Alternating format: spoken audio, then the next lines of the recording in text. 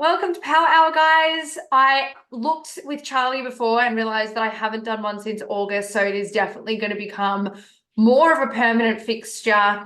So thank you all for, making the effort and being here today and yeah, just coming to watch and coming to be a part of it. So just a little bit of housekeeping before we get started. First of all, I look down because I've got notes. If I don't have notes, I'll trail off into another dimension. So I thought I'll keep myself on track. So I've got my beautiful Charlie here assisting me today. I've closed the chat box so I can keep focused on everything that's going on. But if you have a question, if you want some sort of specific situation answered, please type away in the chat box. I love when people are interactive. And then Charlie's going to ask you a question on your behalf and we can bring you in if we feel that we need to bring you in. So just keep yourself muted. And I do love seeing your faces if you do have your video available, but if you don't, it's all good. If you're sitting there in your PJs or whatever, that's fine. I've got myself a trusty wine because it's 7 p.m. and it'd be rude not to. I don't care that it's a Tuesday. My nana used to say I drink on TNS days, so Tuesday, Thursday, Fridays, Tuesday, Thursday, Saturday, Sunday. So I follow that for her. Love when you guys take notes too. Like, feel free to take notes. Feel free to ask as many questions as you want. And tomorrow we will be dropping you guys a link back so you can watch back if you want to. So like I said, this is the first of many power hours for the year. I needed to have a little bit of a breather over the Christmas period. I think I burnt the candle at both ends last year, so I needed to have a bit of a break from it. Content wasn't flowing to me. I didn't think I could bring anything to the table, but very excited this year. I just want to tell you guys a little bit about some of the speakers I'm bringing in. So I will be doing a lot of the power hours on my own. They will always be a Tuesday night at 7 p.m. Queensland time. I believe in a couple of weeks we're the same, go back, the rest of Australia goes back to normal time. So it may be a little bit easier for some of you. I know there's a couple of you trying to jump in at 6 p.m. today. So thanks for being punctual, but definitely 7 p.m. Queensland time. So I have my girl Charlie coming in. So Charlie is the founder of Midnight Creative. She is a graphic designer. She's going to come in and talk all things branding with you. We haven't booked an official week yet, but that's coming up soon. I've also got the likes of the amazing Ian McCarthy, who is barber coach extraordinaire. Even if you guys aren't in the barbering industry, he is unbelievable for like charging your worth and a lot of other mindset things that we need as business people and especially in the service industry. So it's really worth coming to that even if you're not in the barbering world. I've also got the incredible Jovanka Loria coming along. So Jovanka has the most unbelievable home salon you've ever heard of or seen in your life. If you don't know who she is, look her up. She also is one of the leading hair extensions manufacturers in Australia. So if product production or manufacturing or something like that is something you're looking forward to getting into, jump in. Home salons, jump in. She's got a big team and yeah, it's actually pretty incredible what she's created. Another person I've got coming in is my lovely Sim. If you've been a coaching client of mine who've been to one of my events, you've probably seen her before. She is our kind of gadgety, techie video websitey girl in the background. She's currently on mat leave after having a baby last week. But she is a nonviolent communication specialist. So she's going to come in and talk to you guys about all things NVC. Really amazing if you're leading a team, really amazing if you've got big families. Like, it's unbelievable. And it's really fun. She's a very, very fun person to have in as well. And another person I've locked in is the incredible Lani Pavlovich, and she is a sexologist. So she's pretty cool. She's amazing. So if you're wanting to learn a little bit more about your girl power and a little bit more about your body and your mind and your sex, definitely worth coming to as well. So there'll be a few that are just me. But I thought this year I'm going to mix it up with some speakers as well. And if you want access to all of them, like after the fact, obviously you guys can come live. I love when you guys come live. It's much better for me when I have people here live. And I know there's a lot of you here waiting for the Evolve giveaway today as well. If you jump into my shop, there is a product called Kate Muir Live. It's got a couple of my previous live talks in there.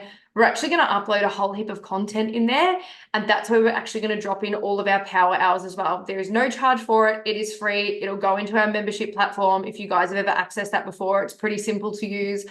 So Kate Muir Live, it might have a name change soon, but that's going to be where all of our power hours and all of our like free education and free content is going to be for you guys. So jump in there, get your hands on all the good stuff, and yeah. So Obviously, one of our conditions today is that you have to come and listen in if you are entering our Evolve competition. The ticket is valued at $2,400 and it is in the beautiful sunny Noosa, and it is for Sunday the 21st and Monday the 22nd of April. All you got to do is get yourself up to us. We cover all your education for the 2 days, everything you need to participate, breakfast, lunch, and dinner. All activities are on us. We get you to and from where you need to be. And we don't give away too much of the content, and there's method to my madness. I can see a couple of faces here have actually been to one before. Charlie's actually joining me on my April one for the first time too, which is very exciting. But the reason I don't give you the content is because if I tell you what's going to happen, or if I tell you what we're going to do, you're going to come in with blocks, limiting beliefs, limiting decisions, and you're not going to be open-minded. And I want you to come in with an open mind, open heart, and just up for anything. It's limited to just a small group of, at the moment, it's all women. Obviously, we're open to men too, but I guess I talk the talk for girls. So yeah, it's going to be amazing. And if you're not here and your name gets drawn out, we're just going to redraw until we find someone that actually is here. So very, very exciting. So if you don't win tonight and you are looking at coming to another Evolve, there's a few more tickets available. I think 2 or 3 tickets available for our April one. Aside from that, we will not be doing another one until about probably November, maybe October later this year. I have so much on that I need a little bit of a sabbatical from events. So in June, I'm speaking at Hair Festival, Monday, 12:30 on the main stage. Come and see me talk if you're there. And also in May/June, we're going to be launching our trainers training. So teaching anyone who wants to be a teacher trainer how to create that, how to bring it all to life. If you're into retreats, if you want to do in-person education, online education, you want to create short courses, you want to be a coach, whatever it is that you want to do, I'm going to give you all my strategies of how I've created my business. So anyways, enough of a plug and enough of an intro. I've been going for 8 minutes. Charlie's going to flag me down and keep me on time today if I talk shit. Little bit of a disclaimer. I'm not an accountant. I'm not a financial advisor. I've not studied finance. What I'm going to be taking you guys through today is the methods that have worked for me and the methods that have worked for all of my clients over the past 7+ years. And the reason that I chose this topic of unfuck your money is because at the moment, I feel like it's a pretty common thread that a lot of people are really struggling financially, whether it's lack of clients, whether it's not knowing how to run things, whether it's just the financial climate in general. So I thought it was a really kind of roundabout overall topic. So I can see that chat box pinging away there too. So fire away with your questions, guys, if you do want to. So unfuck your money, or more money, more problems. There's 4 pillars or 4 segments that I want to talk about today, which is what I believe contributes to financial success and definitely what's helped me. So the first one is your spending problems. The second one is your score problems. The third one is your sales problems. And the fourth one is your savings problems. So not all of these are going to apply for all of you. Some of you are going to find struggles with some, but not the other. Some of you are just going to be like, yep, all me, all me, all me. And that's why I'm going to take you through all of them. So bear with me if it's not really applicable to you, but it's really, really important that when we do kind of generate wealth and create wealth and clear our debts and get on top of our money, that we follow them through in the same sequence, and that you work through them one by one. So the structure of today is basically going to be bring things to your attention and get your brain ticking over of what potentially needs work in your financial systems or your financial self or your business. And then I'm going to give you some actual strategies of how to unfuck your money in a nutshell. So first one is our spending problem. I'm sure there's a few of you here that have a spending problem. I certainly in my life have had spending problems a couple of times. For me personally, my spending problems have arisen when other things in my life weren't going really well. Abusive marriage, other problems, other things going on. And I personally used shopping as to filling a void. So I'll leave you with a little quote for spending, which is money is energy, because I do want to talk a little bit about money karma today and what that looks like and what that means. So money is energy, and money needs to be constantly moving. It needs to be coming in and going out. It needs to be allocated well. And that's where I want to talk about spending problems. Obviously, money has to be spent. We have to exist. We have bills to pay. We have, things that we need to spend our money on, but it needs to be allocated well. So I want to just tick this off here with, if you are taking cash out of your business, controversial opinion, stop fucking doing it. because money karma is talking about how you treat your money. So the reason that I have more money than most people is because I flatten out my notes in their wallet and I bank all my money and I track all my money and I do all these things and I have really good money habits and I treat my money with respect.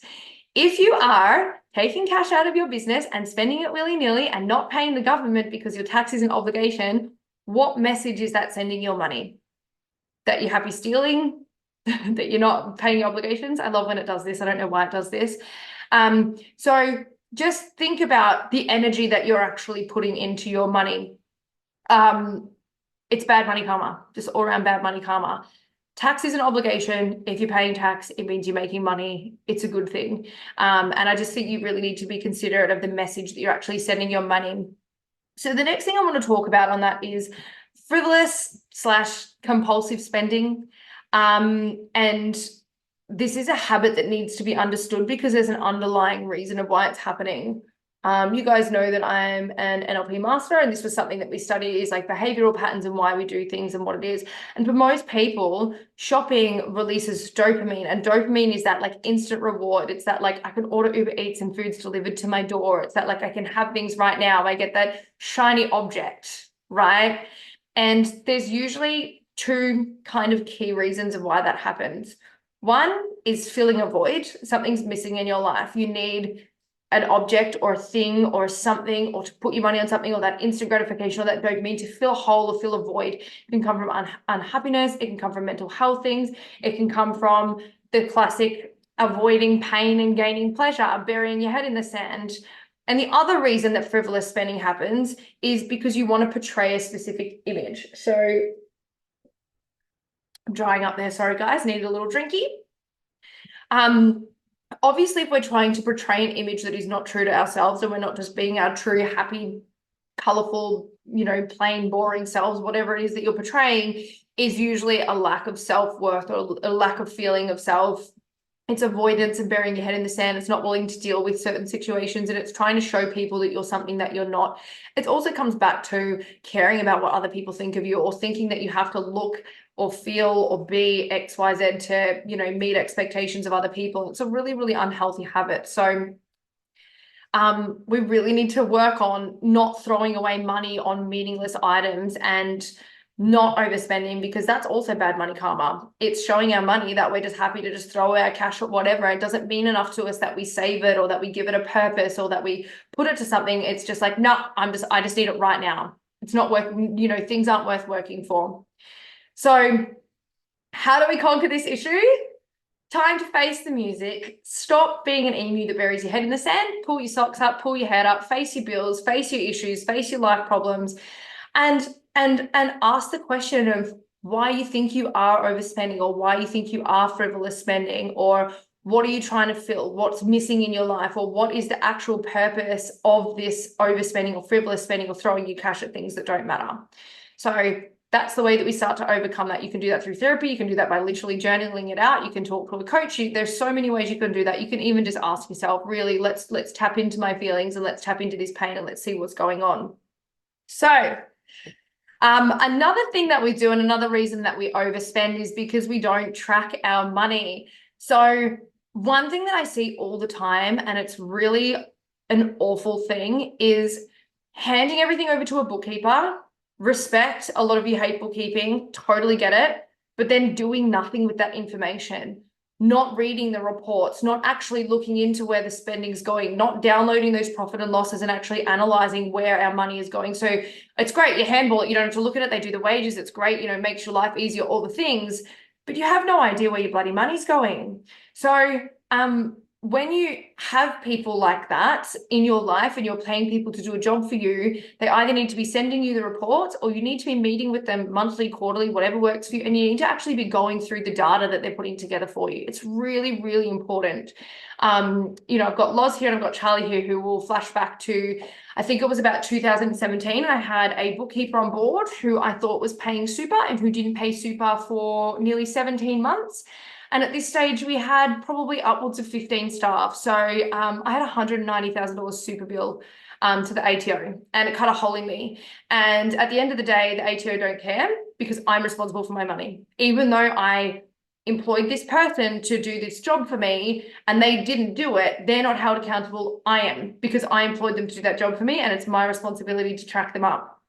And I hear of it left, right, and center where people get unprepared for big tax bills, or they get unprepared for big expenses, or there's nothing left at the end of financial year and then they get whopped with a big bill. Please communicate with the people who you pay to manage your money. And if you've got even staff or receptionists or people in your team that are doing like your business tracking and stuff, same thing. My staff used to do it for me and they'd send it to me at the end of the week. So I do it now because obviously different scale of business, but really, really important that you are doing something with the data and actually understanding it. And if you don't understand it, go and talk to these people and get them to explain it for you. You have to understand what is going on within your business and within your life. And on that, another reason that we overspend is we don't have a budget and we don't understand the bottom line and the break even of our business. So if you don't have a budget, we have a family budget, we have a business budget, we've got budgets left, right, and center, especially at the moment when there's so much, groceries cost $200 a bag. If you're not budgeting and actually watching where your money goes and not kind of calculating things at the end of the week or the end of the month or however you want to work it, and you're just kind of throwing cash at anything and then hoping that there's money left at the end of the month. For a lot of people, there's too much months left at the end of the money. There's a problem. And that's a really, really big reason of why. So how we can conquer that issue of overspending is to take the time to learn and to understand the numbers that are within your business. If we're talking about creating a bottom line or a break even, or really understanding what that means, not only in our businesses, but also in our personal lives, of like how much it costs to live and how much it costs to exist. If you don't, you've got to get all your bank statements together, write a list of every single expense that you pay weekly, monthly, fortnightly, yearly, like things like your car rego, things like your business, like name registration, all those things that don't come up very much. I know that like our business name registration, I think, is every 3 years, but it's still an expense and we still need money for it. Write it down and then break it down into every week or every month or every quarter, however you want to work that budget. So that is how we create and understand our break even. And that should form part of what our goals are within our business and also within our life. And it should also give you an indicator of how much you can put into savings, how much you can apply to your debts, and what else you can do with that money. Fun money, I don't really care. You've got to have fun. You can't have all of your money going to something. So once you have details of everything that you spend money on, you need to actually contact the companies and negotiate down what you can negotiate down. It's painful. It's horrible. I hate it. This is a task that I actually delegate to my dad because my dad's like the OG typical old dude who like loves negotiating and fighting with people. So things like utilities, so your power bill, your phone bill, all of my staff's phones are with Aldi, which is actually Telstra. It's amazing coverage, $17 a month, incredible.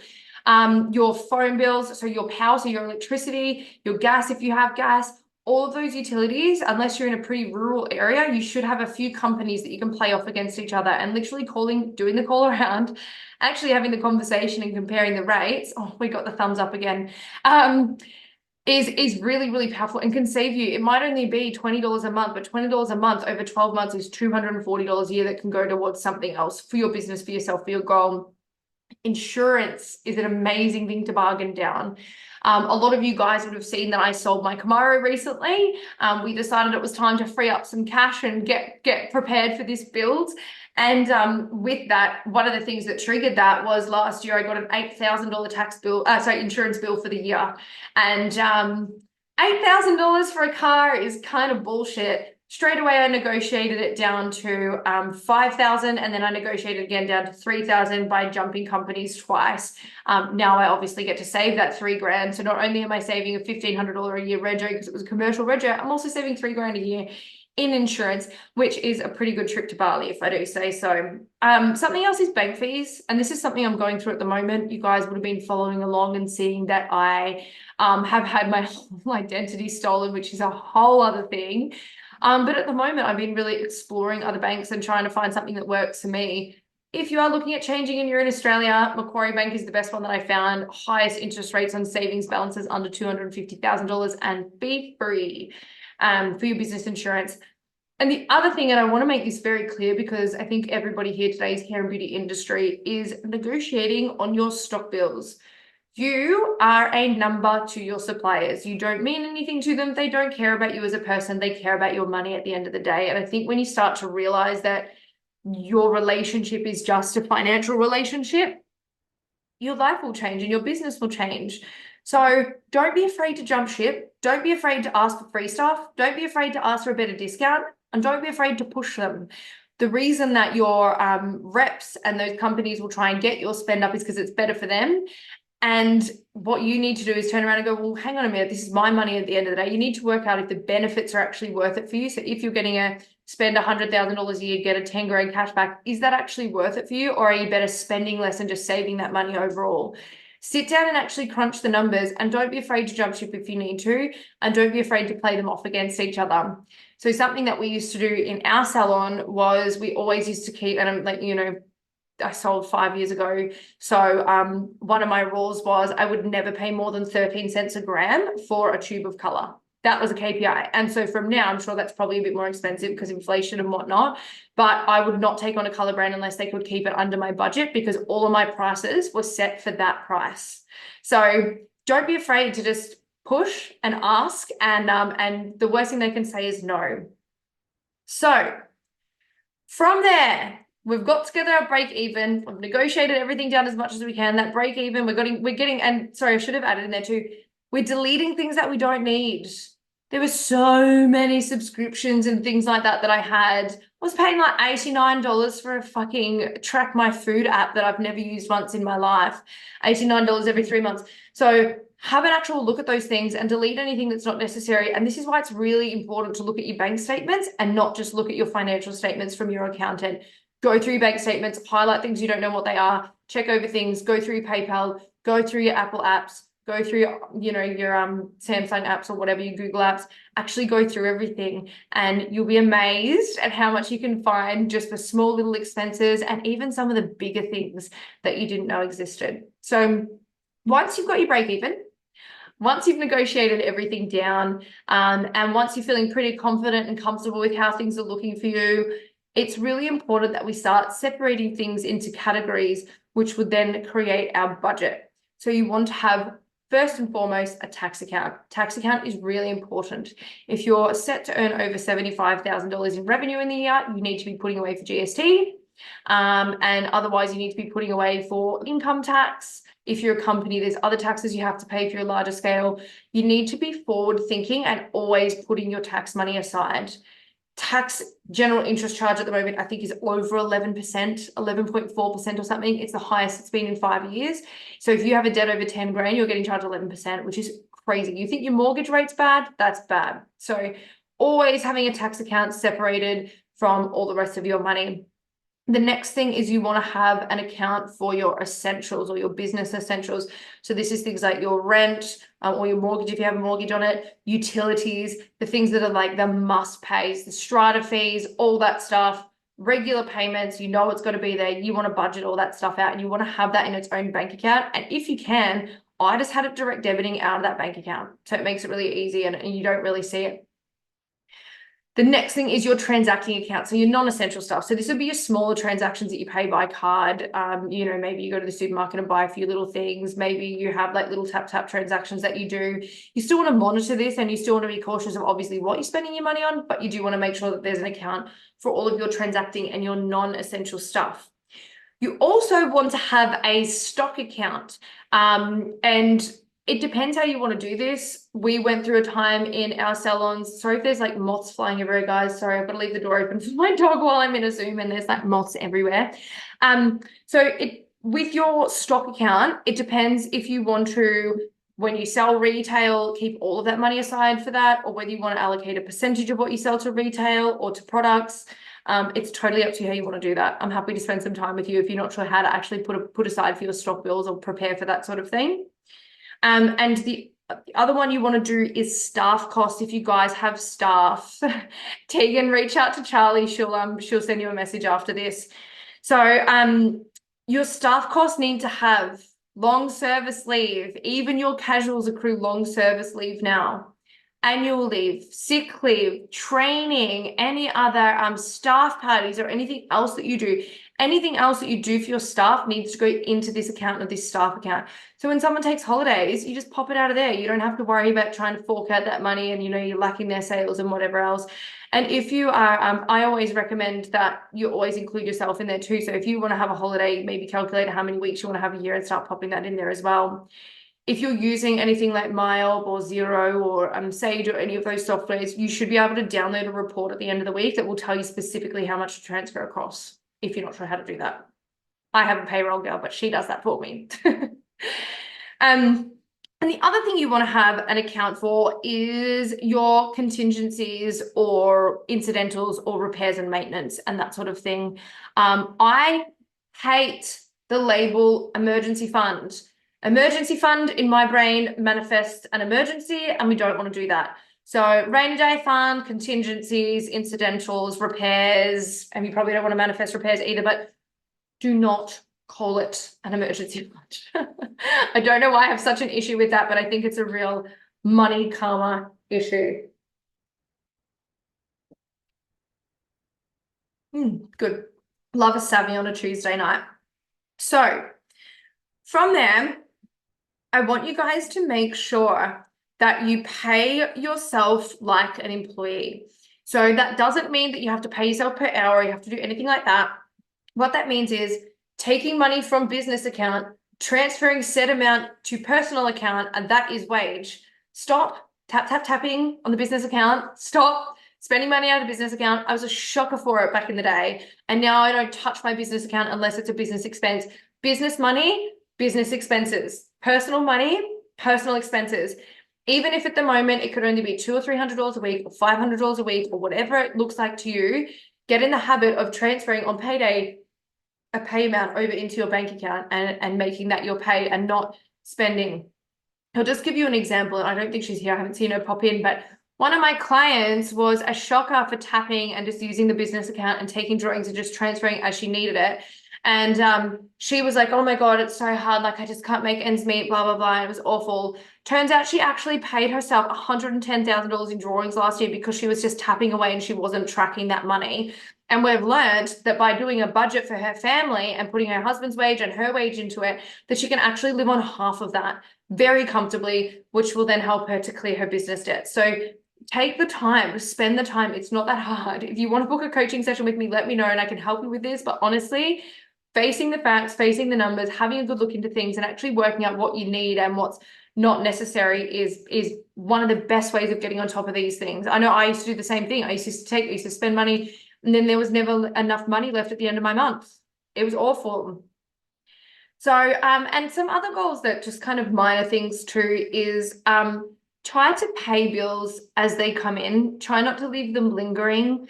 I like to just, as they come in, forward them straight onto Laws who paid my bills, and then she just gets them done straight away. I like the idea of, and I think it's really healthy to have the idea of all my bills are paid. What's in my account is real money. It's not already allocated to something. It's not, pending. It's what's there is real, and that's my money, and I know I can do what I want with it. Another thing is give your credit card some plastic surgery. Chop that shit up. Work on paying it off. We're going to talk about our score in a minute, but credit cards, plastic surgery, no need for credit cards. We have debit cards, don't care. If you're saying you want rewards, look at pay.com or look at B2B Pay or look at something else that gives you frequent flyer points or whatever else you're after. Credit cards are the most unnecessary thing, and they're a real hindrance if you ever go for lending. And the other thing that is a real hindrance if you're ever going for lending or you ever want to borrow is pay in fours. Get rid of them. Get rid of them. You don't need them. If you can't afford something that is $1,000, you don't deserve to have it. End of story. You just don't. And if you can, and I'll give you some strategies around this later too, get rid of pay in fours for your clients that pay you as well. Pay in fours are usually like a 5 to 10% deduction out of your sale. It is so expensive for small business, and that is not a cost that I believe that you can accrue. Yes, Bridget is like Afterpay, Zip Pay, fucking whatever else, don't care, pay in fours or pay overtimes or pay in advances or whatever is, yeah, absolutely just an unnecessary thing in these day and age. Most of you guys here are business owners. You earn way too much money to be broke enough to use Afterpay and Zip Pay. Just saying. Rant over. Not really. I'm going to keep going. So the next one, part 2, is our score problem. So if you don't know what score is, it kind of means your credit score, or your loans or your debts or that sort of thing. And I'll just preface this by saying that score and sales kind of go hand in hand. So sales is our next section. You kind of work with these two kind of congruently. They kind of go side by side. So my quote for score problem is, being broke is hard, working is hard, choose your hard. Because a lot of people are happy staying broke because TikTok or whatever gives them the idea that being broke is okay and debt is good and blah, blah, blah. There are few debts that we have in our life that are good. A chattel mortgage for a car or something can sometimes be offset, but overall you do pay more in interest and it's awful and it's just a debt and it just lingers and whatever. So just really think about if you do have debts and if they are genuinely feeding you positively, have a talk to your accountant or a talk to your financial planner and actually see if they are feeding you positively. So I know that there's a couple of you in here that are in debt city and you feel like there is no end in sight and you feel like you're being buried. And look, a lot of the common debts that I have had myself, and a lot of my clients have as well, is tax debt. Obviously, I spoke about this and I've written it down. So 11.38% is the current interest rate of the ATO tax debt. Following end of March, the April quarter, it's dropping down by 0.04% to 11.34%. So if you have a tax debt, it's not something you want to pay. 11% is like eating your money. It's ridiculous. The other thing I see a lot of is business loans and lines of credit. Now, business loans can be anywhere as low as sort of like 3-4%, but more commonly than not, they're up sort of that 10 to 35%. The worst one that I've seen was 36%, and that was one of my new clients who's just come on board, has a 36% interest rate on a line of credit. So you can bet that is our first plan of attack, is to get rid of that bad boy. Credit card debt. I'm no stranger to credit card debt. When I was 24, I nearly went broke. I had $60,000 of credit card debt, $140,000 of debt to the ATO. And I remember actually saying to myself at one stage, and my life was spiraling at this point, I was in a really toxic relationship. And I remember saying at one stage, I was like, oh, my rent's due tomorrow and I don't have enough to pay it anyway. So I'll just take the $300 I have out of my bank account and go out and spend it. I was in a spiral. I was in a really negative place. I was working through a lot of money, family trauma and like past life things and current boyfriend issues. And, I'm no stranger to this. And I think at one stage I was paying like 25% on my credit card. It was insane. Straight away, I went to a low rate credit card, got that down to 11%, and that then allowed me to pay that debt off, and I paid it off in full, which is great. So credit card debt, generally speaking, 15 to 25% if you have a debt on it and you don't clear it every month. Now, I know I said credit cards are bad. I'll say this as well. If you have a credit card and you clear it zero every month and you're using it for a benefit, but you literally clear it off zero every month, green light, I'll okay having a credit card. But if you are a bit of a naughty baughty and you like to just spend, and you don't pay it off and you kind of pay it down and then you spend back up on it again, cut that shit up and work on creating a payment system for it. And I'm going to give you the payment system in a minute. The other thing with that is, and this definitely helped me back when I was young, dumb, and full of cum and thought I was King Dick and thought that I owned everything and thought that I was the best, was as I paid my credit card down. So it originally was 60,000, then I got it down to 54,000. I remember, and I was like, yes. And I rang them and I dropped the balance, not the balance, what's it called? Like the available amount, like, yeah, whatever you can spend on it. I had a blank and I've forgotten the word, but kept dropping that down. And then I paid it down to like 36 grand because I got a tax refund. So I dropped it down again. So I kept the limit. The limit does exist. So I kept dropping the limit down in line with what I was paying off. So I wouldn't be tempted to just go and have a good time and keep racking up more and more and more credit cards. The other thing I really want you guys to focus on getting rid of, and probably something that's not really feasible for a business, and this is, I think, is especially relevant in the beauty business, is lease and hire for purchase. So hiring things like laser machines that you like hire and then you pay them off over time and then eventually you buy them.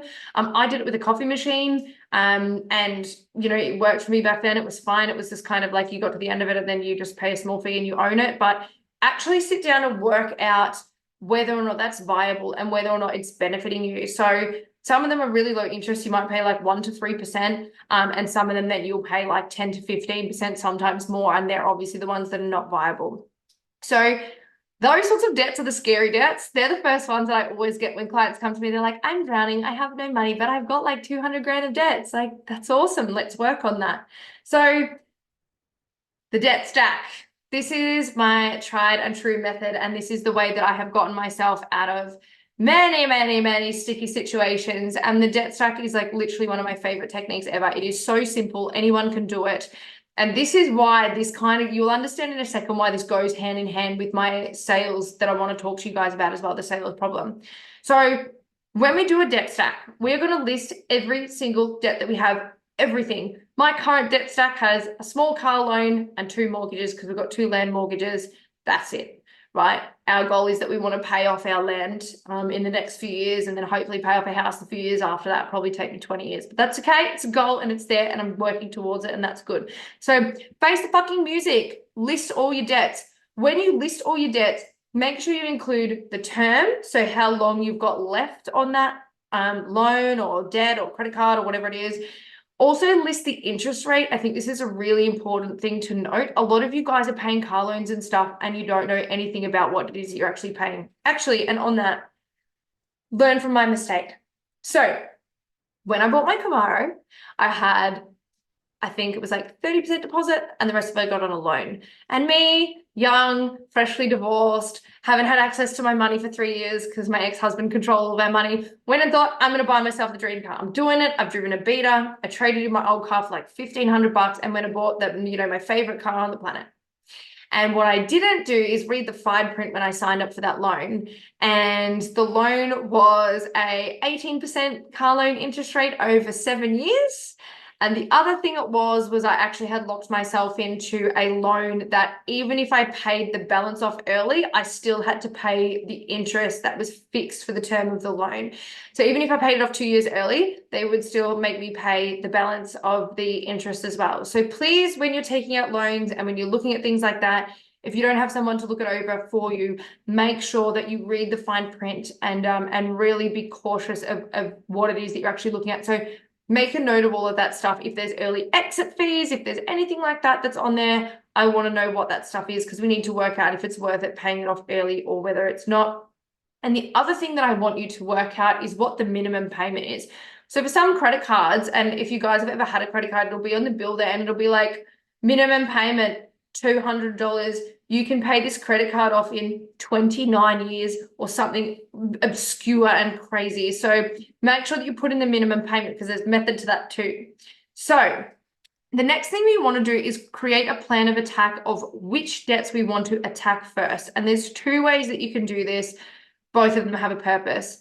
For me personally, I like to attack the thing with the highest interest rate, because when I'm looking at money, for me, it feels like I'm throwing money in the bin, throwing it to the banks, throwing it to the lender, whoever it is.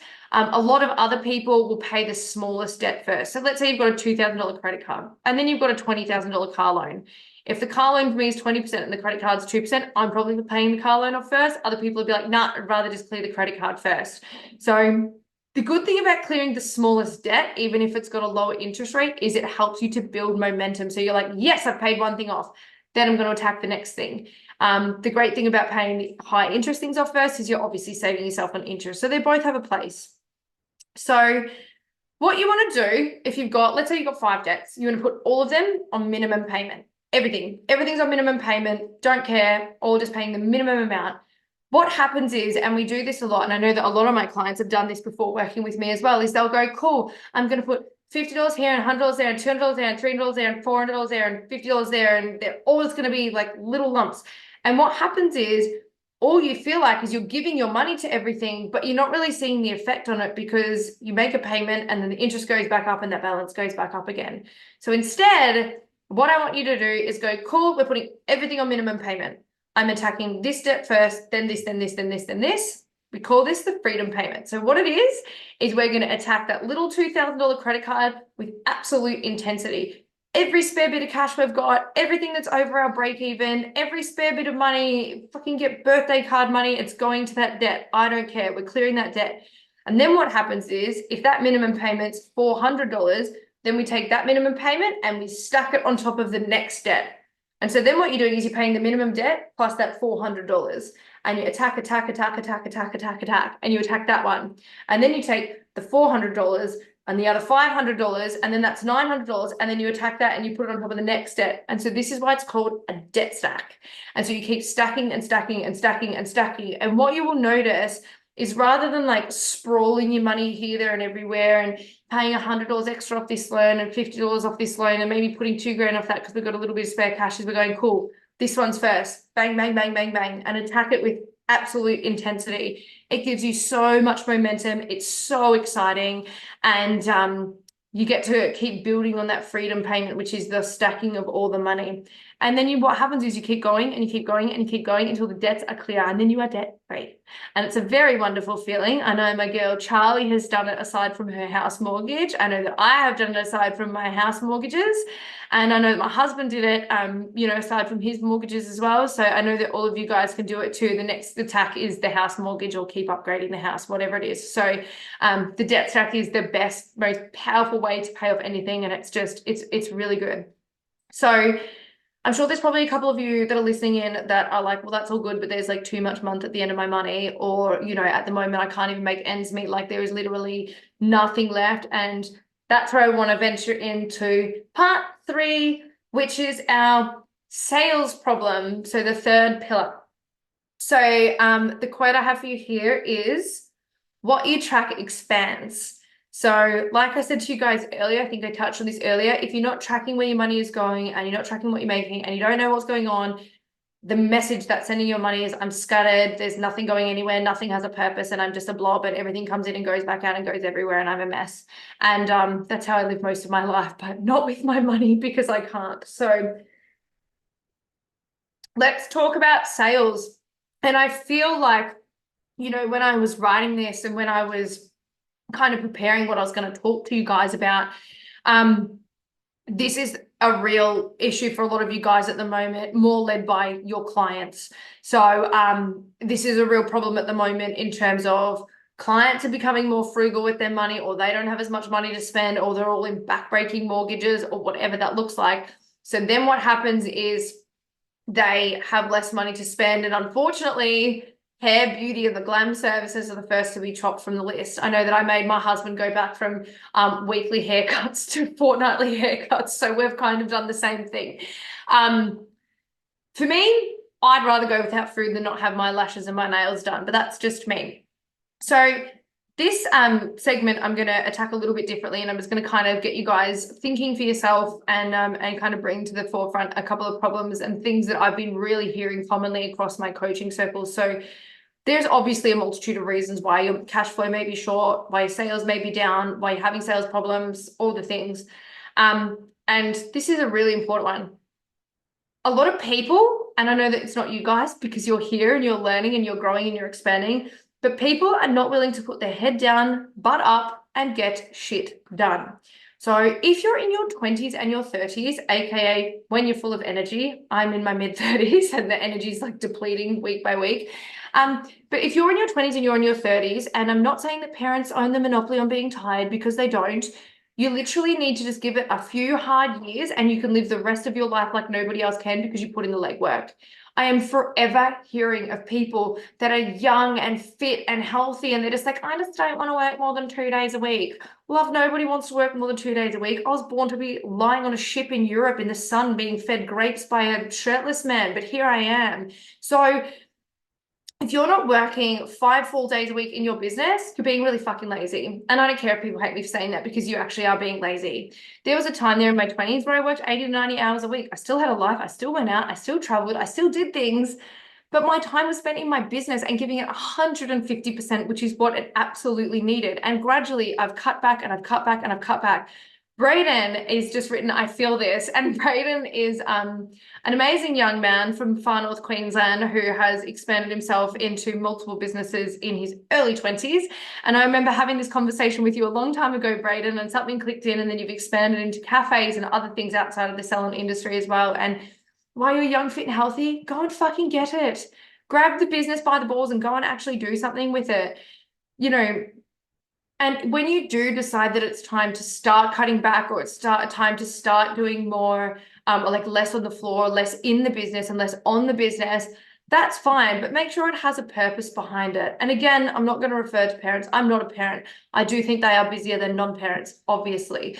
But if you're going to step back off the floor, why? Why are you doing that? Why are you stepping back off the floor? When I stepped back off the floor, I was 26. I was young, but I had another business in the making. I was studying part-time. I was doing other things. That was my why of stepping back. And also my business needed my attention. I needed to spend more time on it. That was my why. There's no right or wrong, but just really think about, are you going to lie on your back like a pancake and just wishful think the money into your business, or are you actually doing something with that time? Have a purpose. So I get very passionate about that because I really think there's a lot of entitlement these days. And I really think there's a lot of business owners out there that just think they're just going to be like, I'm going to manifest money coming in, but I'm going to do nothing to make it happen. And it's ridiculous and it hurts my soul. So the next thing is to track everything. So we spoke about tracking when it comes to expenses and output. I want to speak about now tracking when it comes to our sales and our input. So what's your sales? Where does everything come from? What services are thriving? What products are thriving? What services we're not really selling that many of that we can just do without? What products are we not selling many that we can do without? Suggest blocking this in your calendar. I'm pretty sure we did ours around March and then around October before we did like the big Christmas summer stock up, and also before we came into the winter season.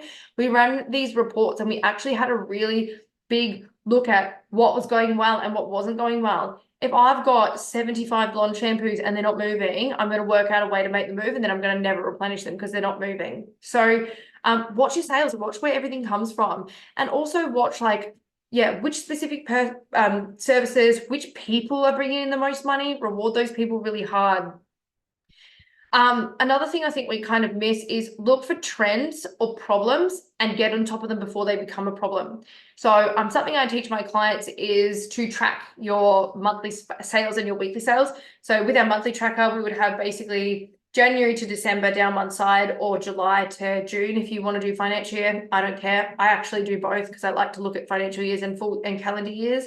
And then what we do is it's like, cool, at the top, it's like all of your years across the top. So it'll be like 2020, 2021, 2022. And then we go through and put in the monthly sales. And the best thing about this is, and this is why I love doing this, is because you'll actually notice, I think in our salon back in the heyday, the weak months were April and August. So we knew we had to ramp up our marketing in March to cover April, and we knew we had to ramp up our marketing in July to cover August. It's just the same pattern. We don't know why, it just happened. Also, school holidays were pretty average for us, so we made sure that we did things to bring in people over school holidays. And in the barbershop, our school holidays were packed because we did like cheap kids cuts and we just wanted to kind of churn people in and become a chop shop. So make sure that you are actually looking at your data and actually tracking what happens month by month. And all I can see on this question here is from iPhone. So iPhone, whoever you are, if you've lost all your sales data, use your bank statements. If you're looking at a total sales value, you should be able to see how much of your sales came in, or your accountant should have that listed somewhere. Technology is amazing when it's amazing, but it's not amazing when it's not amazing. So, and get on top of those things before they become a problem. And same with problem staff members, problem clients, things like that. If you're seeing that there's a staff member that their rebooking is failing, or that they're, not really selling much products, or their clients aren't returning, or their service sales are low, or, their per hour is more productive than other staff, less productive than other staff, deal with that. Don't let it go for 6, 7, 8 months. And this is where I tell you guys to look at the data that you're given. Look at the things that are going on and really manage it. And for those of you, I can see there's a couple of comments coming in. I can see the little bubbles coming up there. For those of you who are commenting in about in terms of trends, on my website, there is a marketing calendar. It's downloadable. I'm pretty sure it's free. We're going to do some hard copy ones next year as well, but I'm pretty sure they're free, and they have every date imaginable. Take your dog to work day, Pride Month, and everything. They have every kind of date and marketing tool and everything that you want to use. So if you're like, hey, I'm gonna look at November's always quite fast, what can I do? Oh, look at November. November there's Black Friday. November there's Movember. I'm going to create some marketing around those things. It just might help you to generate a few ideas. Also help you keep on track to kind of pre-plan sort of that 2 to 3 months out from what's coming up. So the The next thing is, and I know this doesn't apply to all of you because not all of you have staff, is sales problems can stem from unmotivated, unproductive staff. And this is a real problem in the industry. And speaking of entitlement, which is what I started this segment on, there's a lot of staff nowadays that are out there asking for $35, $40, $45 an hour. I know that so many of you are like, fuck yeah, I get that all the time.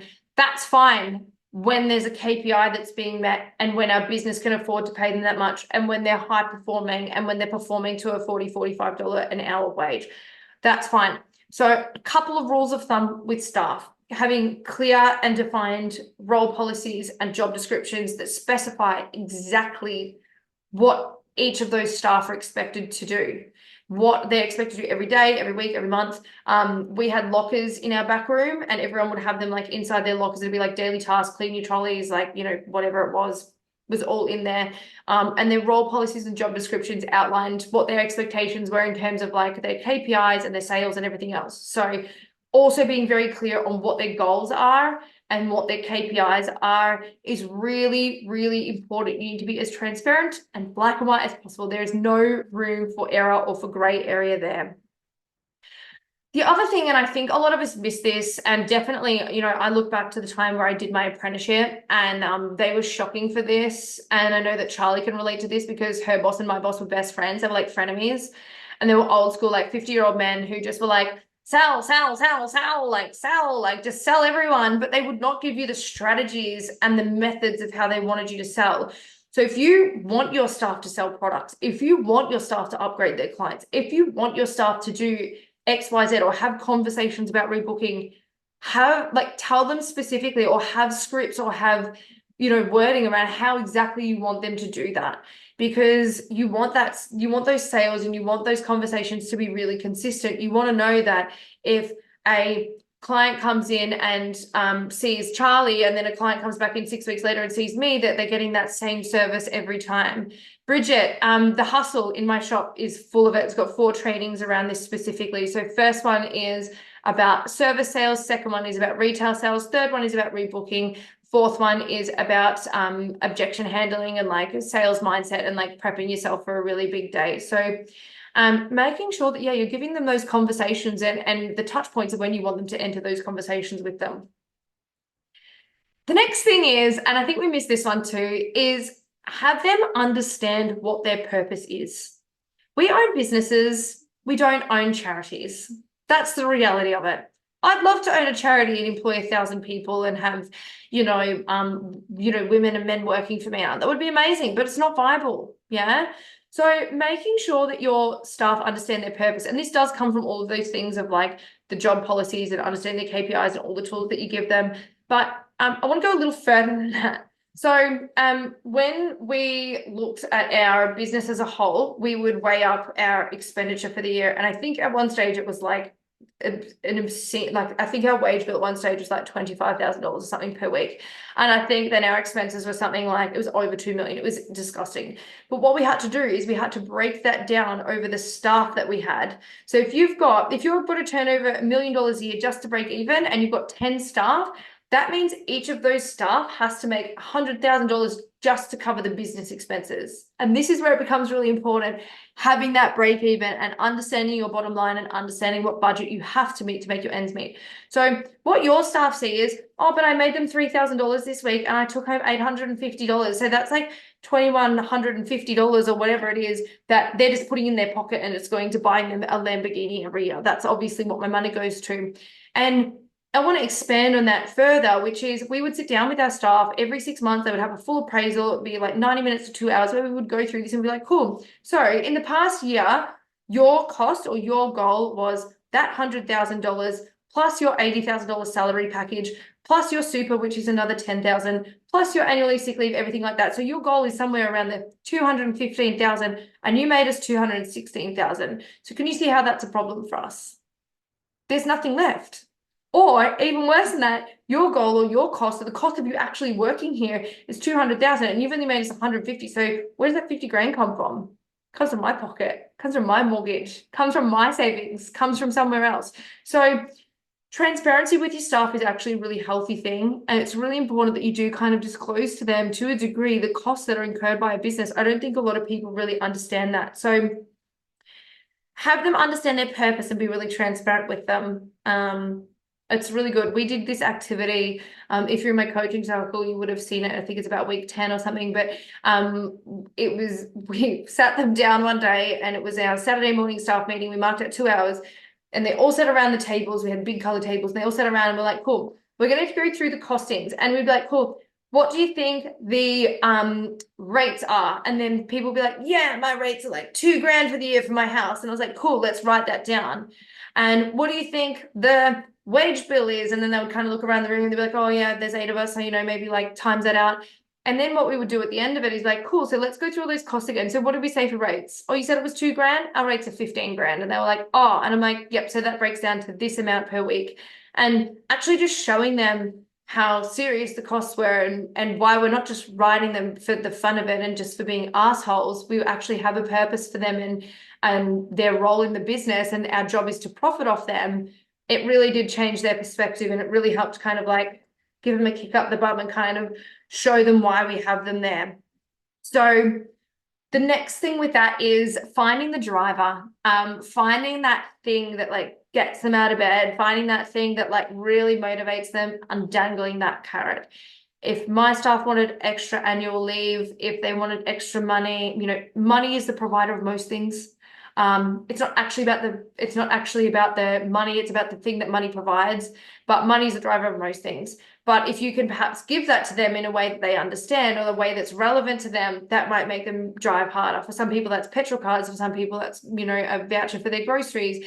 I had one staff member, Cara, who wanted to go traveling around Europe for, I think she went for 8 weeks or something. So we gave her bonuses in euros. So we created a way to make that really attractive for her. And that's what she worked towards. So find what the driver is and what gets them out of bed in the morning and why they actually come to work, and make that happen for them as much as you possibly can.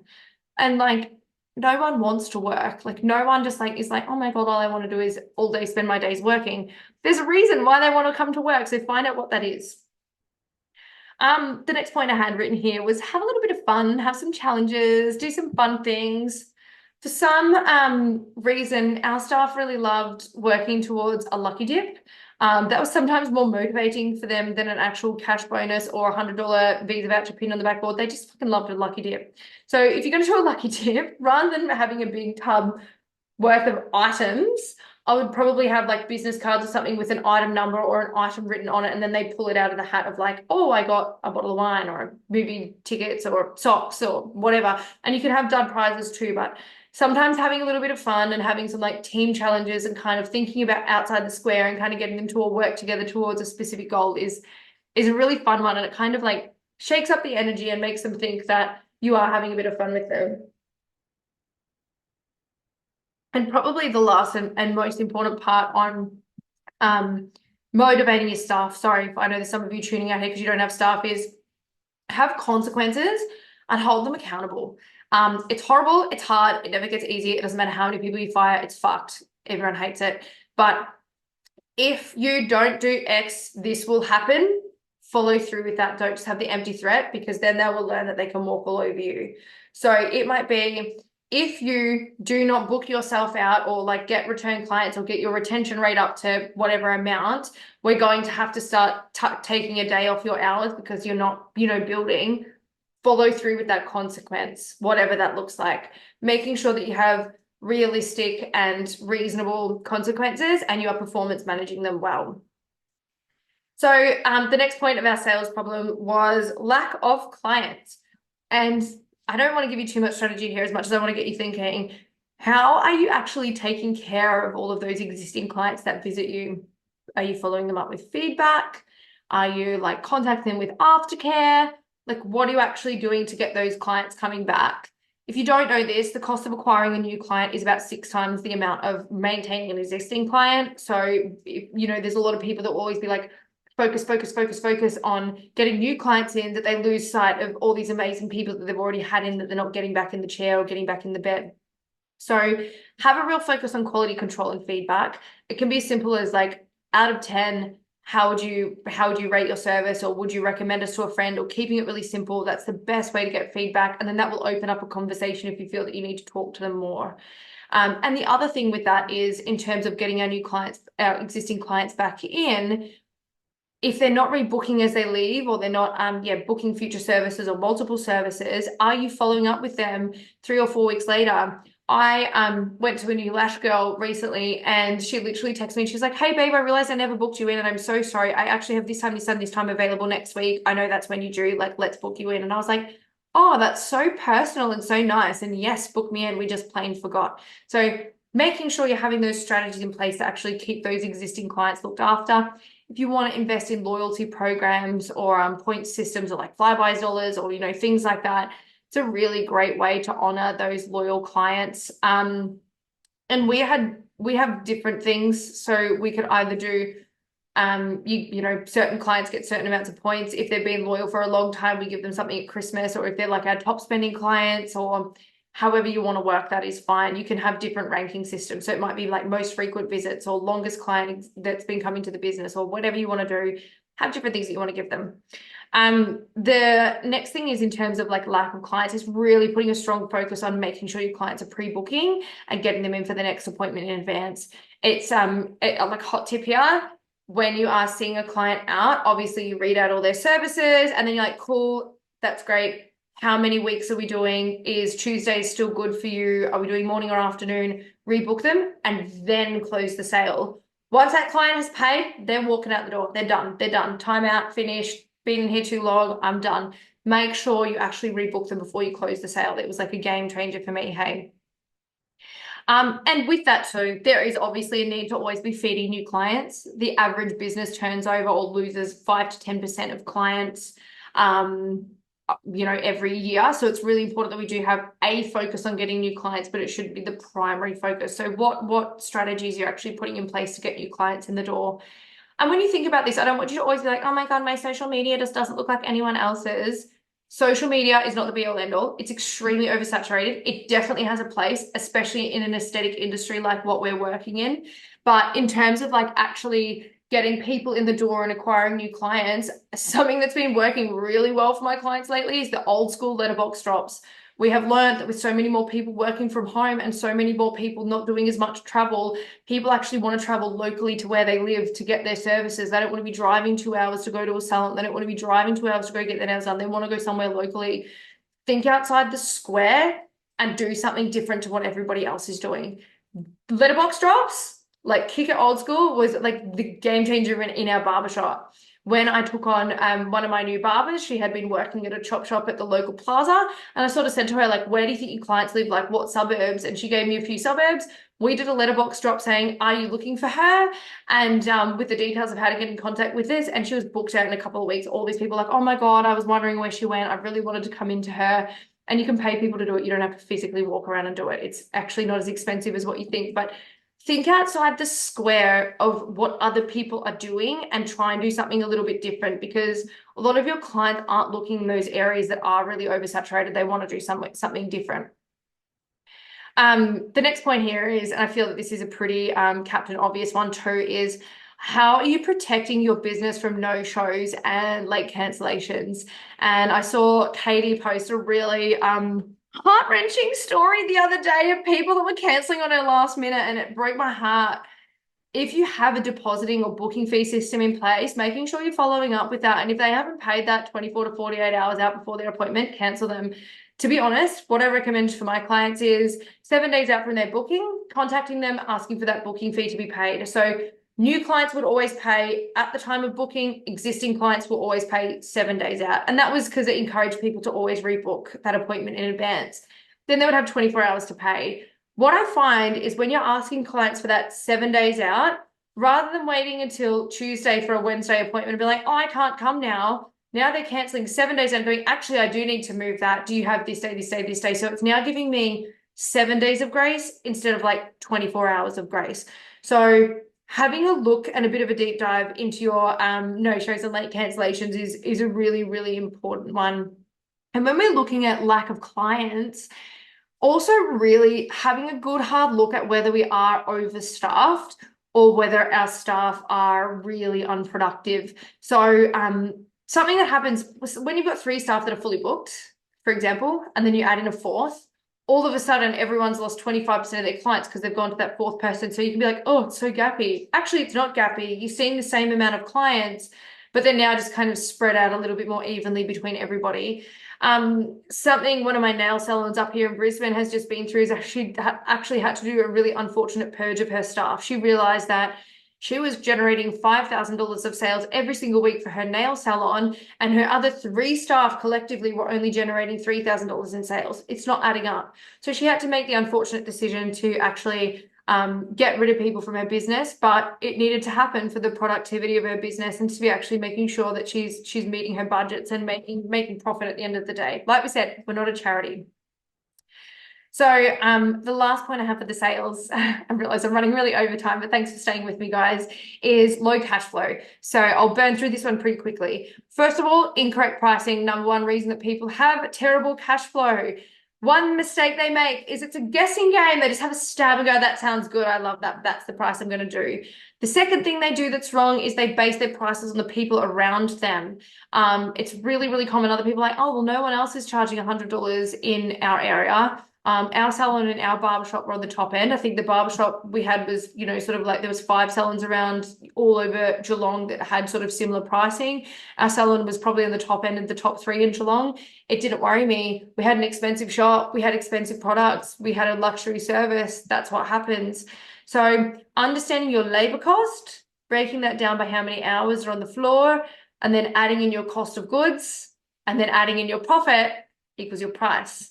If you need help with that, pricing, project profit is in the shop as well. So, and the other thing I find really common too, especially with new clients, is discounting people. Stop discounting people. People don't need your discounts. Oh, but they're so loyal. If they were loyal, they would pay you full price. They're not loyal.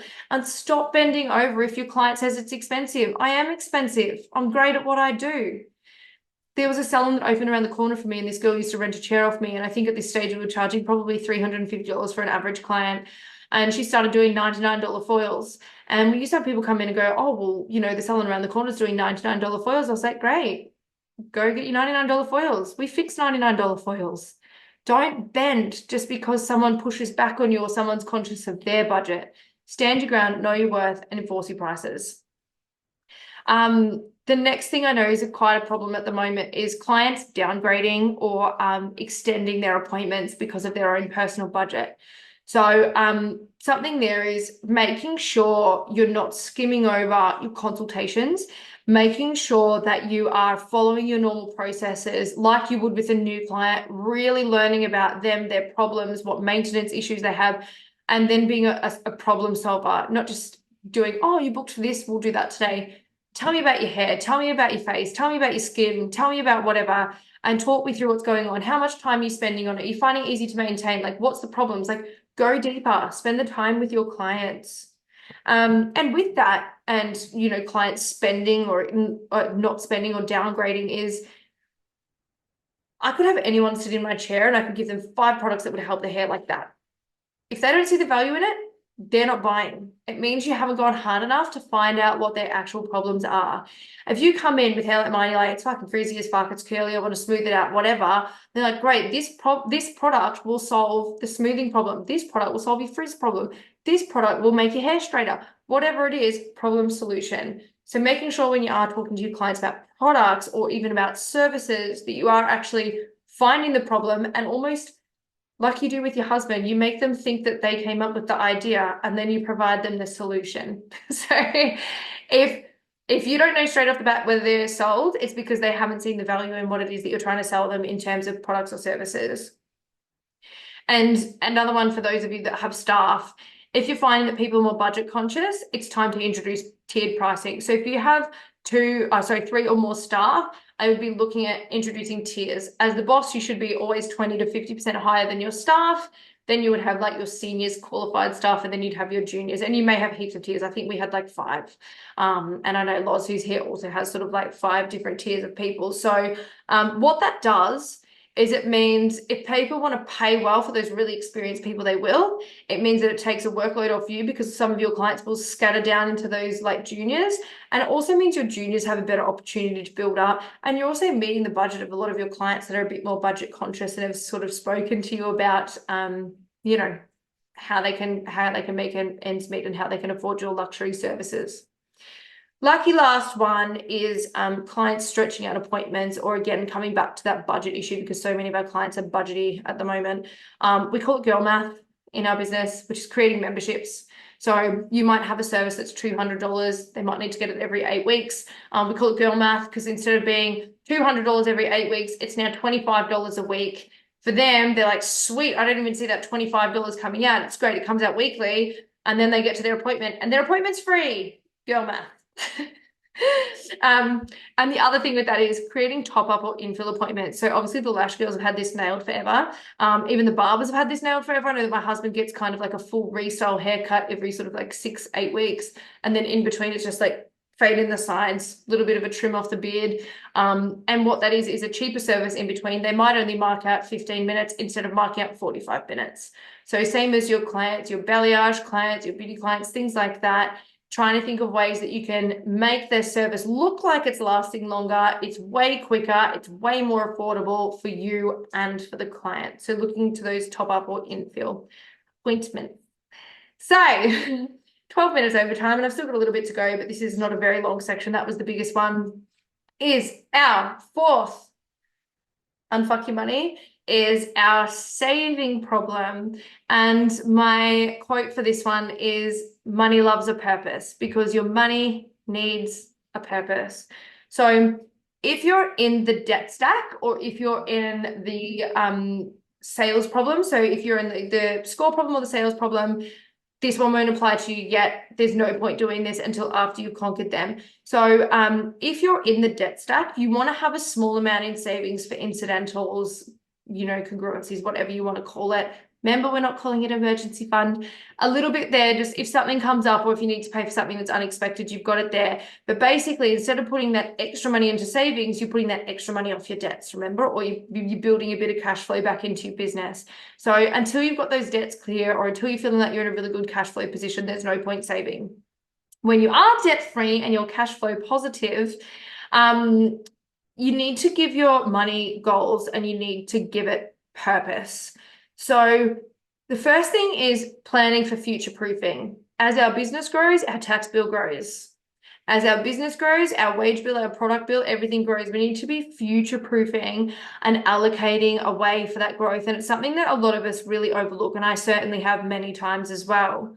The other thing you want to prepare for is your future business prospects. So are you going to be moving into a new shop? Are you going to be upsizing? Are you going to be adding new equipment? Are you going to be adding new staff?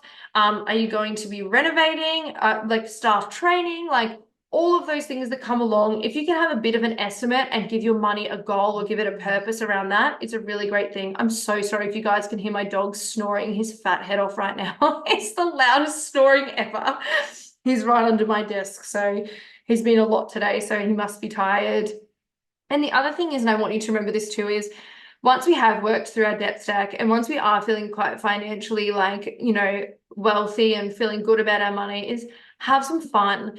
Even when Cam and I are in our really tight budgeting phase, we always allocate a little bit every week for our date night, and we always have fun money for ourselves personally. So we always make sure that we've got that built into our budget as well. If you want to travel, if you want to create a new hobby, if you want to buy a new car, if you want to buy a new house, I don't care. Whatever it is, whatever feeds your soul, if it's a piece of clothing, don't mind. Not to be mistaken with frivolous spending. If you want to save for something and you want to build to that and you want to buy this because it makes you feel good and it's something you've worked towards and it's a reward for all your hard work, go and get it. I love that. I think that's absolutely amazing.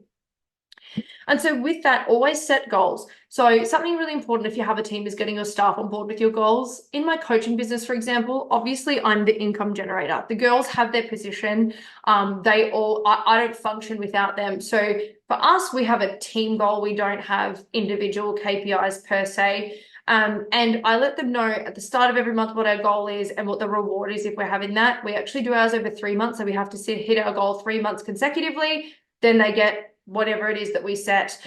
Really important that you do that with your staff as well, is making sure that you have a weekly budget or a monthly budget and you make them aware of what that is. A great way to do that is to huddle in the morning, 5 minutes in the morning. What went well yesterday? What didn't? What can we improve on today? What are your individual goals and how are you going to achieve that? And really breaking it down. If something Charlie did every night before work the next morning was like actually break down everyone's sales goals based on their individual targets and deliver it to them in the morning. And what it meant is, if you do it the night before, then they go home and sleep on it, and then they come back in and they haven't had their coffee and they forget everything that you've said anyway. If you're doing it in the morning, it's fresh in their mind and they know that it's there and they know what their goal is and they're driven for the day because that's the objective. That's what I need you to do today. That's what you're here for. So being transparent, and for self, being really clear on what your intentions are for the week, for the day, for the month, and setting yourself goals and setting yourself things that you're working towards. So for me this week, it was clear a small tax debt. Another one was to work on selling some Evolve tickets and to gain a new client. And I've done 2 of those things this week. So, you know, I still set them every week for me. I love that feeling of like setting a new goal or setting a new intention and then actually actioning it and making it happen. And like when I want to talk about this on goals too, there was a time where I nearly cost myself $80,000. And let me explain this. Our normal monthly goal was $250,000 a month. And so I set a goal of 300,000, I think it was, for the month of December, 1 year. And I decided, I'm like, no, fuck it. I'm going hard. I'm upping everyone's goals. I think I made some of my seniors' goals. It was like they had to do like $10,000 to $12,000 a week each. Like it was insane. And so I upped the goal to 400,000. So it was about 150K more than what we did. And we ended up on 380. Now, if I had just set that goal for 300, we probably would have hit 300. Because I set it at 400 and we hit 380, I was not disappointed. I was not upset. If I had set it lower, I would have cost myself that $80,000. So when we set goals, dream big, think big. Don't let that devil on your shoulder, that ego, say you're not worth it. You can't do this. You can't do that. Don't do that. Just go for it. If you shoot for the moon and you only reach the stars, you're not going to be disappointed. But if you don't get off the surface of Earth because you set that target too low, that's going to be disappointing. So go ham. I say go ham. So that brings us to the end of my 4 points. And I have one more little pillar to add on to the end here. But I wrote my topic as expand, grow, and evolve. So I think it's time for Charlie to come in now and draw our winner for our Evolve retreat giveaway. I'm so excited about this. Oh my God. Just gonna, can I unpin myself or can you unpin me so that I can see you? Oh, can't you see? Oh, no. Hey, there we go. Good. Yes. Talk about going old school. Guys, if you have videos and you're waiting for this ticket, please let your videos in. I want to see your beautiful faces. Yeah, and talking about going old school, I've literally written everyone's names. I love it. Handwritten. In a random drawer. That's the best. That is so funny. All right. Yeah, I love it. Literally going around picking one. Are you like serious right now? Loz Day. Is that seriously the one I've picked? Lozzie, you're coming like, up. You're actually kidding me. That is nuts. Amazing. Are you actually kidding? I'm I don't know if I'm allowed to unmute, but are you serious? Congrats, Lozzie, coming to Evolve. Like, thank you. Oh, they're going everywhere now. I love it. Amazing. That's not normal. I love this. Lozzie, if you guys don't know, that's actually so fucking random. Loz worked for me for many years. Actually, I think you came to Australia. There was like the anniversary not very long ago, and is now the owner of my old salon. So she's had it for many, many years now. So congrats, Lozzie. That's crazy. That's nuts. Awesome. I'm going to mute you guys back up if you don't mind muting yourself. I'm going to jump back in and finish off this training. Love. So my last thing, more importantly than anything, is celebrate every milestone and celebrate every win. So I want you to reflect on your achievements. I want you to look at every little thing, every little great little step that you've made. It can be the smallest step or the giantest leap. I don't mind. Spend the time and really celebrate the wins, reflect on your achievements. The next thing I want to say here is to think big, be bold, bold goals. Nobody ever got anywhere exciting by just setting some small, measly goal. So go for it. You have everything at your fingertips. You have everything in your power. You're capable of everything. The people that you know in your life that are doing bigger, better, more amazing things than you have no more tools than you have. They just had the grit to go and get it. So go and get it. And the last thing here, and probably most importantly than anything, is ego versus soul. So if you feel that little devil on your shoulder, that monster, those imposter syndrome thoughts coming in, I want you to actually sit with it and go, is this ego or is this soul? Is this true to me, or is this my ego and all my trauma and all my childhood and all my inner things coming up, or is this actually true to who I am? I think if you guys can nail all of those things, I think you can achieve anything. So I will quickly open to questions at the end here. If there's any other questions, Charlie, if you want to come back in and ask any questions, or if you want me to go through the chat, or however we want to do this. So there were a couple of questions. Go for it. Through here. Let me just go back through. Where is I actually can't believe you won, Lord. That's so funny. That is not normal. You only had one entry too. There was some people that had like 10. Yeah, there was like in there, and I had to handwrite all those names too, like a million times.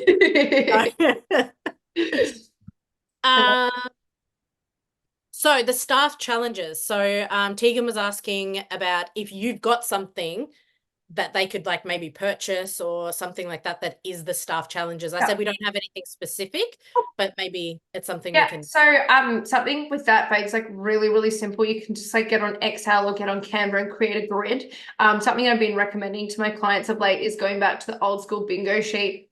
So with that, it would be like if you cross out all of these, then you achieve XYZ goal. Basically, you never want to create a target or a goal or a game without the goal in mind. So if your marketing is that you want to do, let's say you want to get new clients in the door, that's fine. You're going to create marketing that gets new clients in the door.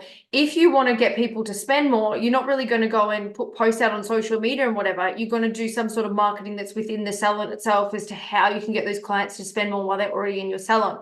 So same thing. If your goal, for example, I'll give you one of my clients this week was like, yep, cool. So I've got 10 staff. She sees like a phenomenal amount of clients every month and not even a tenth of them buys products. So shocking retailer. And so we decided that there's 10 staff. So we're going to set them a goal of on average selling 10 products each. So we did a big grid. It was 10 by 10. And what happens is it was a team goal. Their prize was they win. I think she was getting some sort of educator to come in the salon. And what they had to do is to tick off everything. So anytime anyone sold a product, they went into the back room and they wrote their name in the grid. And it was like, cool, Holly sold this, or Loz sold this, or Tara sold this. And that was like filling up the grid. And if they could fill that grid up in a month, that's what she'd do for them, because the driver was that she wanted them to get to sell more retail. I believe her retail sales were somewhere around 30 to 40 products, and they see like 400 clients a month. So we thought if we can get them to 100, then we might get them to 150, then we might get them to 200, and just kind of keep expanding on that. So, but yeah, I think another one we did, which was really good, and just on the topic of retail, I'm sure that Loz and Charlie actually remember this one vividly, was our staff were selling the same products. Everyone was selling the same Kevin Murphy Angel shampoo and like Pravana color shampoo, and no one was like thinking outside the square. And we had like 5 brands. So there's like 5 different blonde products. There's like 5 different color shampoos. There's like all these things that everyone just stuck with what they knew. So the challenge was we would have everyone's name and we would print a list of all of the products that we sold, like everything on our whole inventory. It was like pages and pages and pages, and we'd stick them all on the back wall. And what would happen is Charlie would sell an angel wash, so she'd tick that off. And then she would sell another angel wash, and she got nothing for that because it was the same as a product she'd already sold. But then if she sold angel rinse, then she'd cross that off. So basically what happened was they had to try and sell the biggest variety of products that they could. So it didn't matter if you sold 10 or 1 of the same product, it was only 1 point. But if you sold 10 different products, it was 10 points. So before you ever create a game or a goal or something like that, think about what the outcome is or what the objective is first, and then work out the best way to get there. Marketing as well, same thing. So next question was from Danielle. Yeah. She wants to know the name of the rewards websites instead of credit card rewards. Oh, cool. Yeah. So I've just jumped ship from B2B Pay. So like letter B to B Pay to pay.com.au. The reason I like this one better is I can pay my wages through it. And so that's obviously a huge thing for me. And the other thing is it basically creates frequent flyer points and you can transfer it to Virgin or Qantas. So if normally I'm a Qantas girl, I've been Qantas Platinum for years. But sometimes if there's a cheap Virgin flight to wherever I need to go, I'll just book that one instead if it's better. So yeah, pay.com.au. They've been awesome. And like I have like my own business manager. She calls me all the time. So yeah, go for it. It's so much better. I just don't believe in the need for credit cards. The only time I would get a credit card now is if I was going overseas somewhere or something and you just have it as like emergency card. I shouldn't say that it's emergency card.